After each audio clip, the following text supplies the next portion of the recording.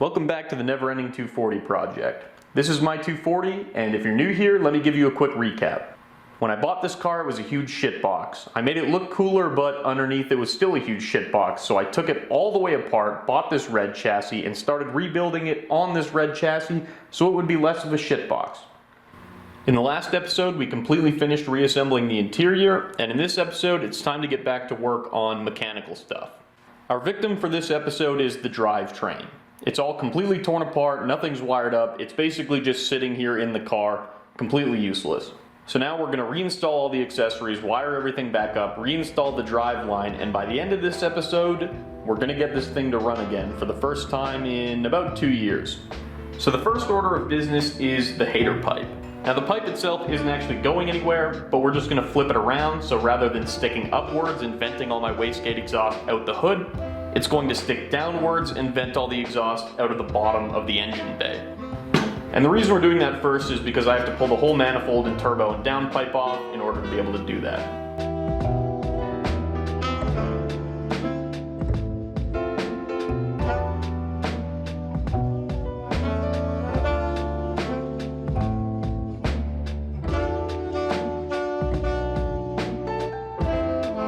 So this is a fun problem. When I put the exhaust manifold up on the bench, I was able to see this gigantic crack on the outlet for the wastegate.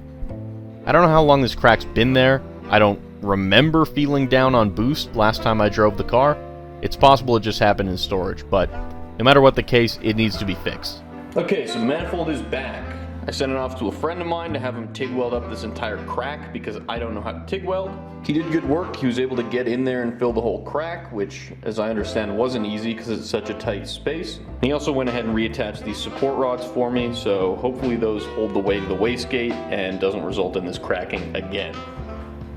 So now I'm going to reassemble this whole setup the same way it was before, only the screamer pipe pointing downwards, and then we're good to put it back in the car.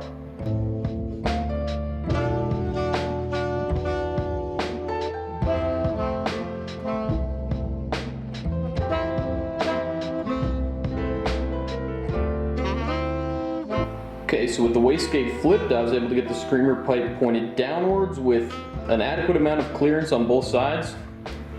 It's got about 1 inch to the frame rail and about 1/2 inch to the steering column, and that should be plenty. I did cut about 2 inches off the length of that pipe, and now it's about the same level as the bottom of the transmission, which means I'm pretty confident that it's not going to scrape or hit the ground or anything. So I'm ready to call that job done. So I think for my next order of business, I'm going to take care of this chassis wiring harness.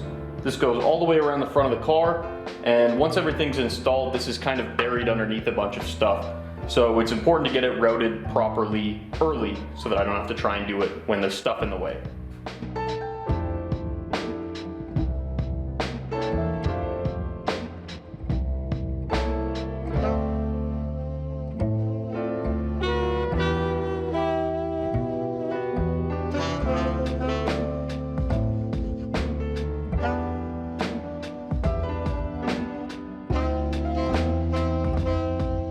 Okay, so I got this whole chassis harness routed along the outside of the engine bay where it's supposed to be, and now it's nice and out of the way. It's not going to get in the way of my charge piping or my cooling system or my accessories. I'm still going to have to do something about these fuse boxes. I relocated them a long time ago when I did the turbo swap, and I never really came up with a permanent mounting solution for them.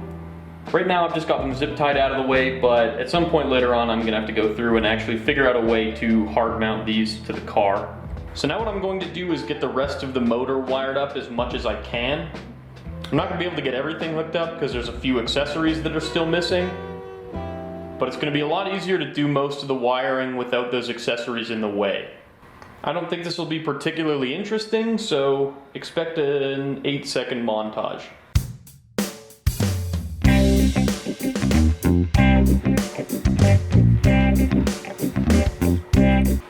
Okay, the next thing to do before too much stuff gets added to the engine bay and makes this impossible is to reinstall the power steering pump. The power steering pump gets bolted to the side of the engine block right there, and then we also need to hook the lines back up and reinstall the power steering reservoir. Alright, let me just redact my idiot statement. I said it gets mounted right there. It gets mounted right there. There's a difference.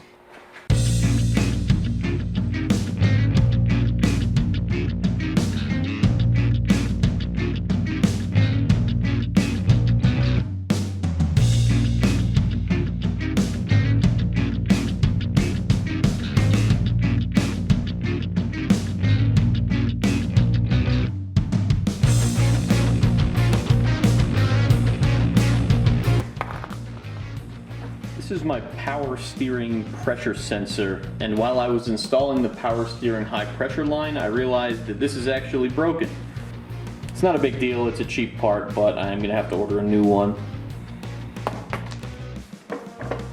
Alright, my new power steering pressure switch just showed up, so I can put that in now. This was more expensive than I thought. It was about 80 bucks, and Rock Auto didn't send me a single magnet with this thing, so I'm raging pretty hard at that.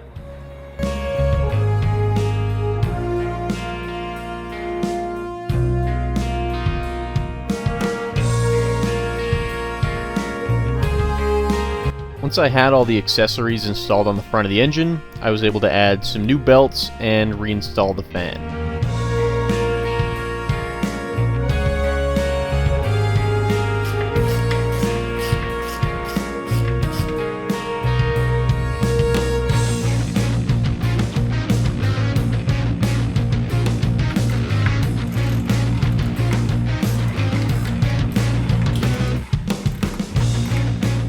Alright, that's the front accessories done. Got a couple new belts, one for the power steering, one for the alternator. Put that in, tighten it all up, put the big stupid fan back on. And now I'm ready to start installing the cooling system, which is going to consist of my radiator, intercooler, radiator hoses, and all the intercooler piping. We are really in the home stretch now.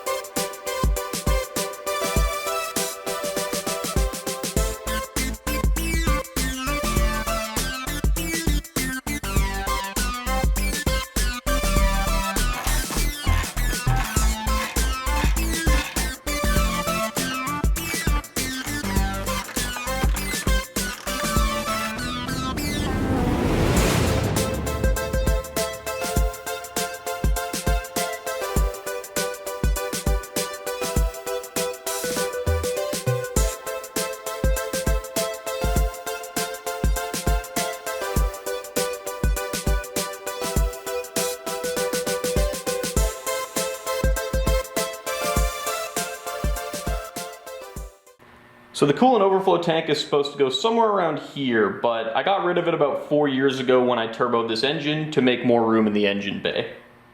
The 3 people who were actually watching these videos back then might remember that I replaced it with a Corona bottle that I mounted to the frame rail. And at the time it seemed, wacky and quirky and fun, but in retrospect it was pretty janky and honestly a little lame. So I'm not just going to replace that with another beer bottle. I am going to replace it with the exact same beer bottle that's been sitting on my windowsill for 2 years. Woo! I'm an S-chassis owner, baby! Never improve. Never work on your faults. Scam your friends in RuneScape. Drop out of junior high. In all seriousness, I probably am going to go back at some point and replace that with a real aftermarket coolant reservoir.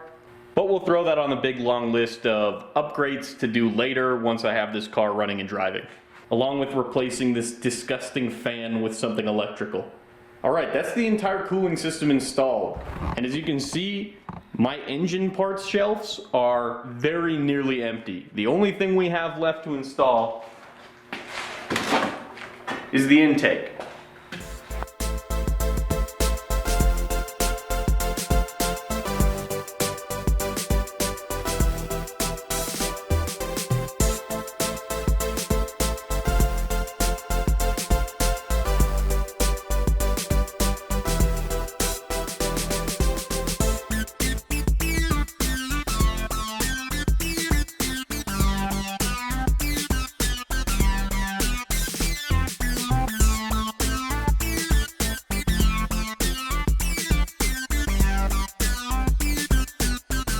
This is the custom 3-inch exhaust I made when I first turboed the car.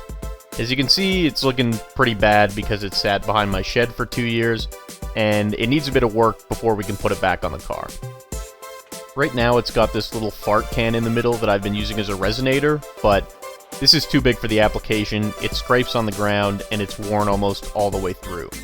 I'm going to replace this with a section of flex pipe to dampen vibration and hopefully prevent my exhaust manifold from cracking again.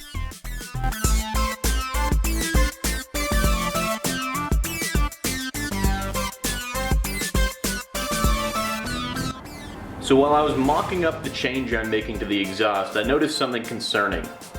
This big ugly pickup truck muffler that I put on here in an attempt to avoid police noise crackdowns is actually way too big for a stock bumper. This fit fine when I was running a big Hot Boy aftermarket bumper, but I guess if I want to go back to stock body, I need to find a smaller muffler. This is what the mock-up of the new exhaust looked like. It's fundamentally the same exhaust, except instead of a resonator we have a flex pipe, and instead of a big muffler, we have a slightly smaller muffler.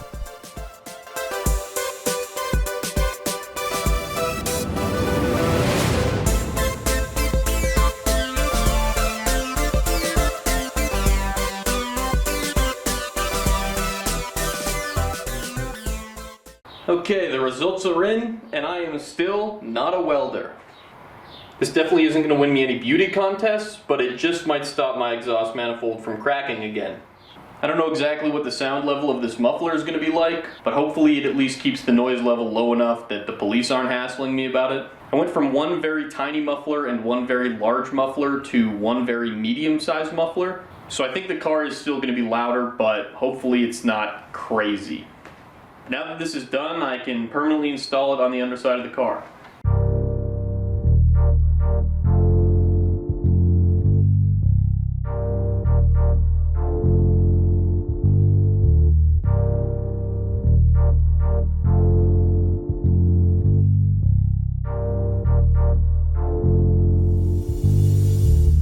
Alright, so that's the exhaust installed.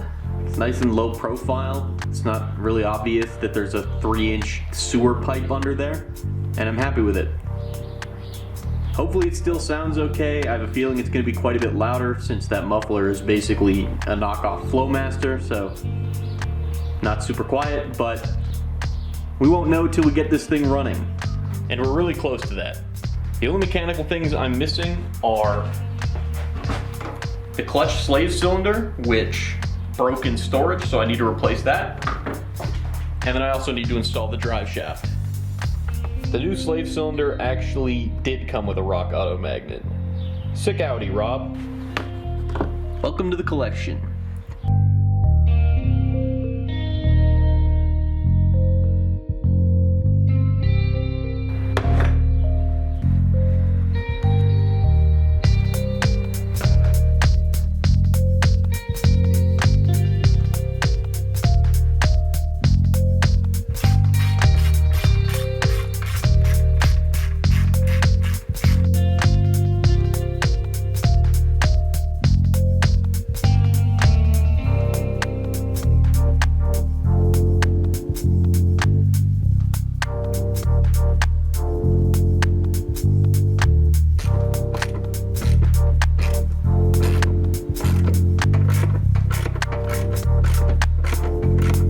At this point, the only thing remaining before we can try and start this car is fluids.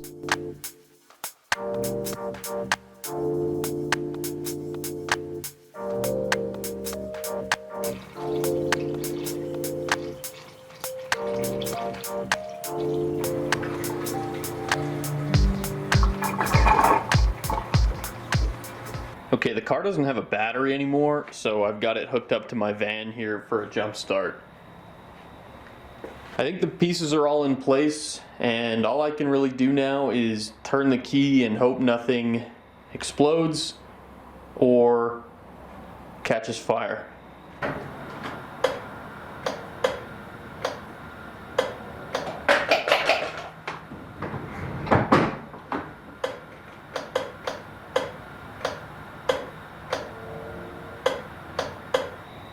Okay, no crank, no start. That's not the worst thing in the world, just means I need to bust out the voltmeter and see why my starter's not engaging.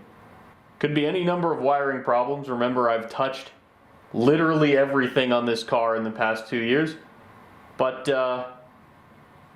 I'm confident we can figure it out. Go ahead and look at the progress bar at the bottom of this video, and if there's 5 minutes left, it means it's no big deal. If there's 2 hours left, it means we're in for some shit. Okay, welcome to the next day. I noticed one of the clips coming from my starter was not fully plugged in to where it was supposed to be. I don't know if it was unplugged enough to cause my problem, but I plugged it back in. Let's see what happens.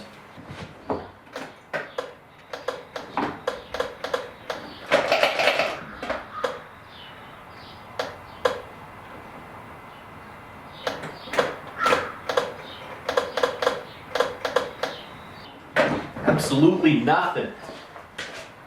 Okay, something is seriously wrong here. When I hooked my car up to power, my clutch fluid braided steel line started smoking and the coating started melting off of it. So what that tells me is that I have a big electrical problem that I need to figure out. My best guess at the moment, maybe it's something very simple like my engine just doesn't have a good ground, my starter doesn't have a good ground, so the only way it can ground itself is through the clutch master cylinder, which is bolted into the firewall, but I'll have to do some digging. Okay, I think I made a bit of a breakthrough. That braided steel line right there is my turbo oil feed line, and it was actually pushed right up against the back of the starter, and it looks like it was grounding out that starter power wire, which goes directly to the battery.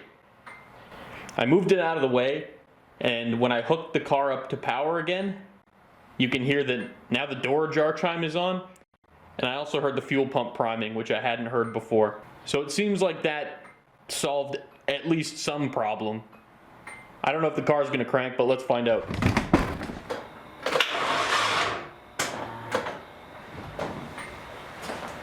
Okay, it cranks. That's huge. It's not getting enough power, so I'm going to start the van, see if I can get some more amperage through here.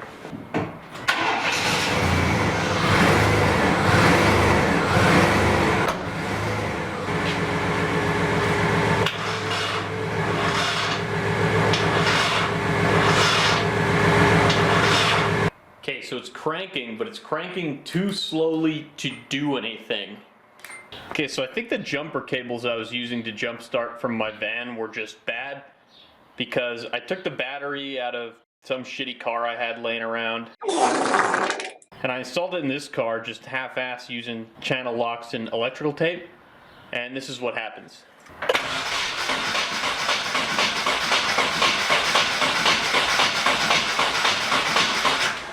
So with a no start like this, all you can really do is go back to the basics and check that the vehicle has fuel, air, spark, timing, and compression. I started looking at timing because I had a suspicion that when I had initially set the timing, I may have guessed wrong where top dead center was. On a KA, it's very easy to mistake top dead center on cylinder 4 for top dead center on cylinder 1. If you're timing a KA from scratch, the best course of action is to pull off the valve cover and use the cams to figure out where actual top dead center was. In this case, I just kind of guessed, and my leading theory is that I guessed wrong. So I'm not 180 degrees off on timing like I suspected I might be. However, I can see when I check the timing marks down there that I am still nowhere near where I'm supposed to be. The tune on my ECU is for 20 degrees before top dead center, and I can see when I look at the timing marks on the crankshaft pulley that I'm closer to 50, 60 degrees before top dead center. I'm not even close. So, although I didn't get it super wrong, I definitely didn't get it right. So I'm going to pull the distributor off, rotate the engine to 20 degrees before top dead center, and then put it back in, and hopefully we get a little bit closer on timing.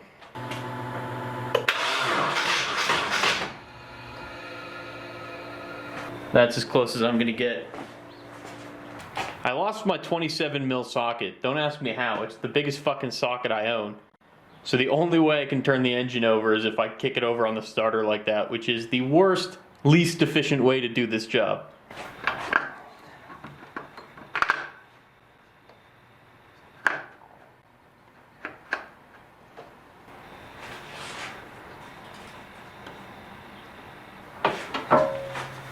Assuming I'm on the right tooth now, my timing marks that I left here should still be accurate.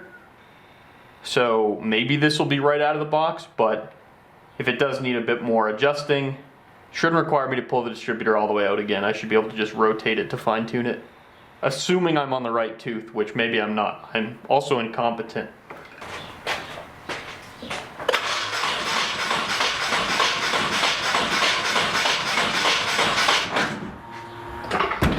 Ah, fuck, that scared me. Doesn't even want it. So next I'm gonna check spark.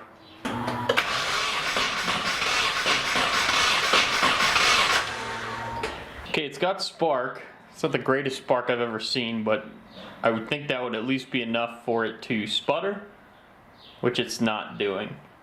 Okay, next I'm gonna check fuel, and to do that I just pulled the fuel rail off so the injectors are out of the manifold, and I put a piece of paper towel under them. I'm gonna crank the engine over. If the fuel injectors are working, I'll be able to physically see them spit fuel out onto this paper towel.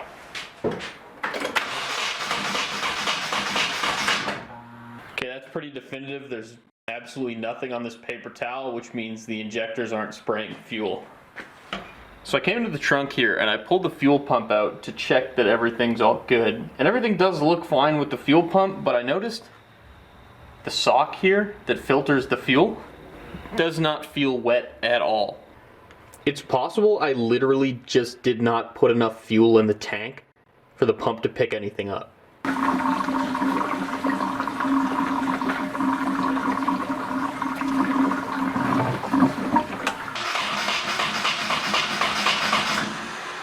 Okay, bunch of wet marks on the paper towel. I think that's at least 3. I'm not sure if I had the paper towel fully under cylinder 4 or what. All I know is this is enough gasoline for me to put the fuel rail in and try again. Maybe this is indicative that my injectors aren't quite working the way they're supposed to be. Or maybe this is indicative that this is a shitty way to test your injectors. Either way, pop the fuel rail back on and we'll find out. Actually, I just realized some bad news. The reason the one injector had such a big stain on the paper towel is because it's actually leaking.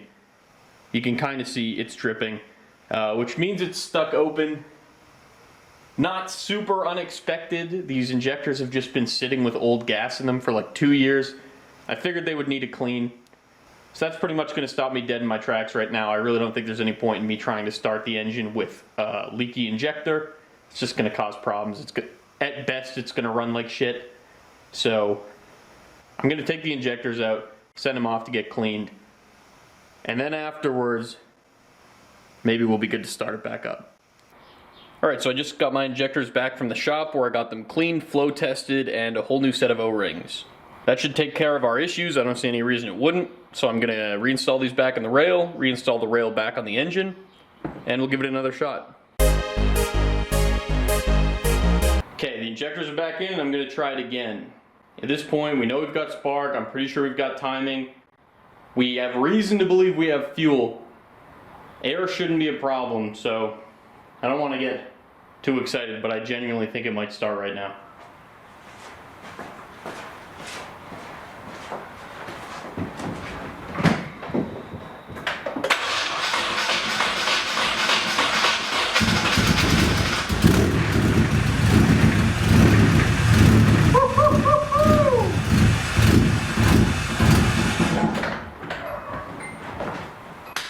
Yeah!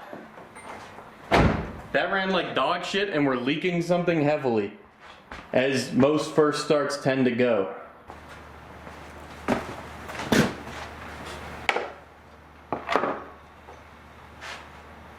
Okay, so I found the source of the leak.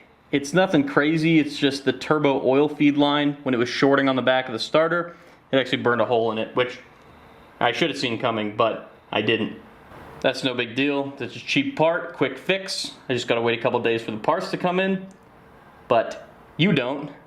When I next cut, I will have a new line in my hands. Alright, new hose. not burned, not leaking.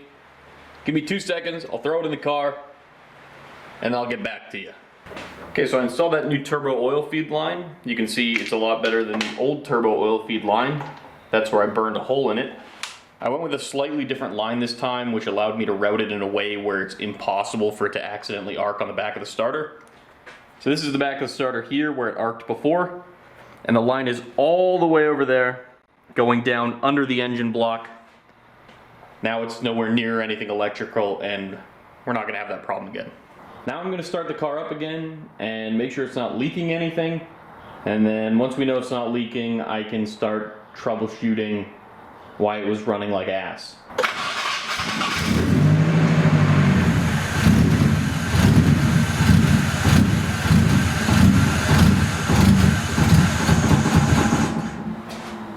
Okay, so it's not leaking anything new. That's all from the old leak. Now I have to figure out why it's running like that. It actually sounded like it was running perfectly for like 1 second, and then something happened and it started loping almost. I'm gonna fire it up a couple more times and just kind of observe the behavior.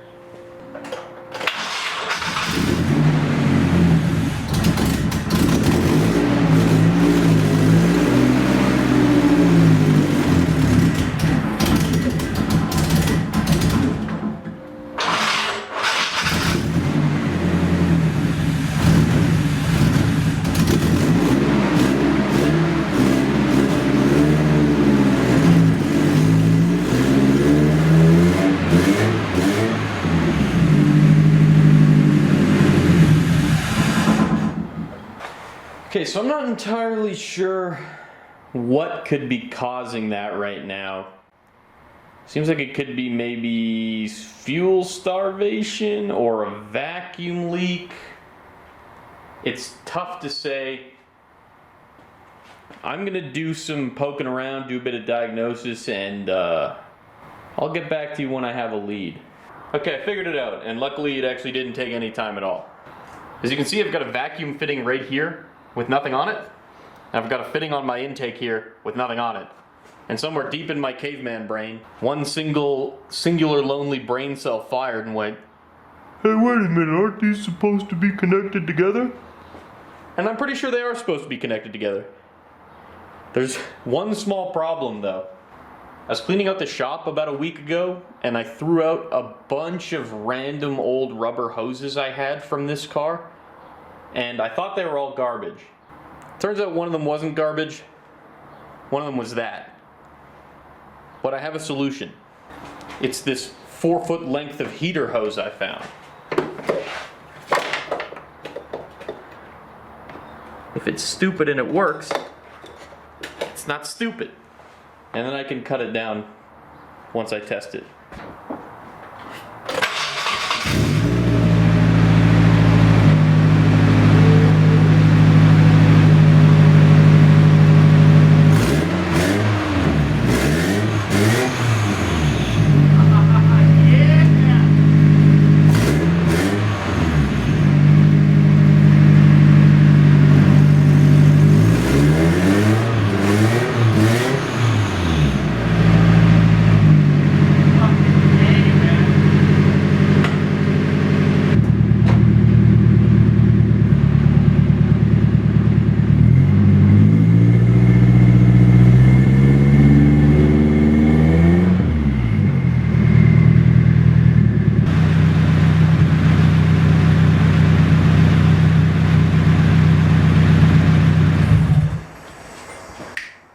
That is what I'm talking about. Alright, shut up now. Alright, that thing runs like a sewing machine. A very, very loud, raspy sewing machine. You take a car all the way apart, and you don't know if it's ever going to run again. At least, if you're a hack like me, you don't know if it's ever going to run again. And it runs. And it runs well. The idle was rock solid. The smoke was maybe a little bit sooty. It might be on the rich side, but we can work on that some other time. That is so not a priority right now. I looked at the dash. The temp gauge worked. The fuel gauge worked. I put it in gear and I even saw the speedometer work. The tachometer doesn't work, but I know what the problem is there. I'm gonna have to go back and fix it later. Not worried about it right now. Alright, that is definitely gonna be the end of this episode now. I feel like this video is like the longest thing I've ever made. I have been working on this for months. But I told you you were gonna get the first start, and we got the first start. And would you look at that, the car's still not even close to done. So make sure you tune into the next episode. The next episode is going to be entirely platform based. We got new suspension, we got new brakes. I'm gonna do a 5-lug swap. I'm gonna put my fancy wheels on. There's no more interior videos. From now on, it's all action, it's all interesting stuff. Make sure you stay tuned. By the end of this summer, I want this car back together, running, driving, painted, and on the road. So I'm gonna be jamming on it really hard for the next few months, and you don't wanna miss it. But anyways, I'm gonna stop talking now. I will see you next time.